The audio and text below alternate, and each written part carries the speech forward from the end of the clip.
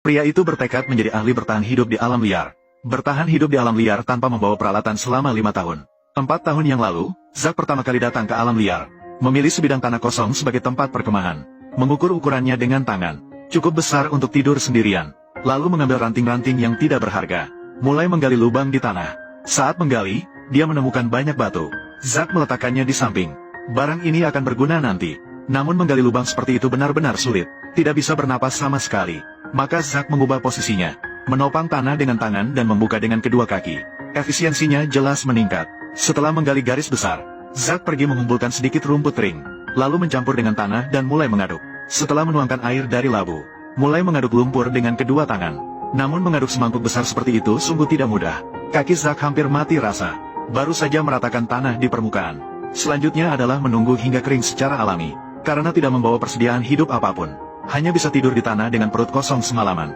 Keesokan paginya, Zack mulai memeriksa hasilnya. Pada saat itu, permukaan tanah sudah keras seperti batu. Bahkan tidak bisa dipecahkan dengan tangan. Puas dengan itu, Zack mencari sebatang ranting kering. Dan mengukirnya seperti cangkul dengan batu. Dan mulai menggunakannya dengan liar di tanah.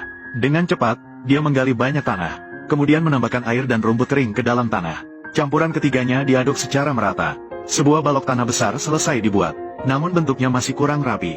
Zack mencari beberapa batu besar. Dan menempatkannya di sekeliling balok tanah. Dengan cara ini, dapat membentuknya menjadi persegi panjang yang rapi. Sambil menunggu balok tanah mengering, Zack menggali lagi tanah. Untuk mengisi celah-celah dasar, basahi dengan air, ratakan dengan tangan. Lantai yang retak seperti ini juga menjadi rata. Sayang sekali jika kalian ini tidak digunakan untuk merapikan jahitan. Saat ini, bata juga hampir kering. Diambil dan dilihat. Jangan bilang, benar-benar terlihat rapi. Zack menghabiskan 2 jam untuk membuat sesuai dengan aturan. Membuat sejumlah bata. Melihat hasil di depan mata. Meskipun lelah, Zack merasa puas. Pekerjaan hari ini selesai sampai di sini. Tidur untuk memulihkan tenaga. Hari ketiga melanjutkan pekerjaan. Tugas pertama hari ini adalah membangun dinding rumah tanah. Saat itu Zack menemukan, pondasi yang dibangun kemarin sepertinya tidak cukup kuat. Ini adalah masalah besar.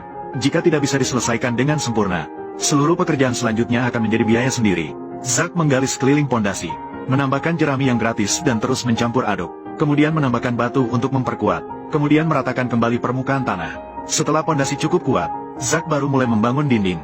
Menumpuk batu bata yang dibuat kemarin. Bertumpuk-tumpuk dengan rapi. Untungnya Zack sangat memperhatikan ukuran batu bata. Mengendalikan dengan sangat tepat. Membuat susunan batu bata menjadi lebih mudah. Untuk lebih kokoh, kadang-kadang perlu ditambahkan sedikit air. Secara perlahan, dinding mulai terlihat kokohnya. Zack semakin semangat. Kemudian dia mencari beberapa batang kayu. Menggunakan kayu dan tanah liat untuk membuat dinding dalam. Ini adalah tempat yang disediakan untuk perapian. Karena pada akhirnya, tidak ada api di alam bebas adalah hal yang tidak mungkin. Meskipun terlihat sangat kokoh, tapi Zack masih khawatir. Ditambah dengan batang kayu kecil untuk memperkuat. Tanah liat juga sangat diperlukan. Air diserap sepenuhnya oleh tanah. Menjadi bahan alami. Dapat membuat pondok kayu Zack lebih kokoh. Tanpa disadari, langit sudah gelap. Istirahatlah untuk menyimpan tenaga. Besok lanjutkan pekerjaan. Kemarin Zack sudah menyelesaikan kerangka rumah tanah. Hari ini dia akan membuat jendela terlebih dahulu. Dengan cepat memutar tongkat kayu di tangannya. Bor sebuah lubang di dinding. Lalu letakkan batu bata panjang di atasnya. Gunakan kayu di bawahnya untuk menopang. Jika batu bata tidak jatuh, jendela kecil ini dianggap selesai. Kemudian atapnya. Bahan masih terlihat cabang pohon yang tersedia di mana-mana. Pukul dengan batu untuk panjang yang sesuai. Lalu kupas kulit cabang pohon. Teman kecil yang mengerti fisika sudah tahu. Langkah ini untuk mencegah cabang membusuk. Lagi pula, Zack akan tinggal di sini selama 5 tahun. Belum menyadari, Zack sudah mulai langkah berikutnya. Keluarkan kulit pohon yang baru. Rajut menjadi tali kecil dengan cekatan. Dia menggunakan struktur segitiga untuk atap. Pasang cabang pohon yang sudah dirajut. Kemudian ikat dengan tali rumput. Tidak lama kemudian, kerangka atap sudah terlihat. Dia berencana menggunakan jerami untuk genteng. Ini tahan air dan juga menahan panas. Ini adalah bahan yang sangat berharga. Gabungkan mereka satu persatu di rak atap. Dengan begitu, rumah kecil ini hampir selesai.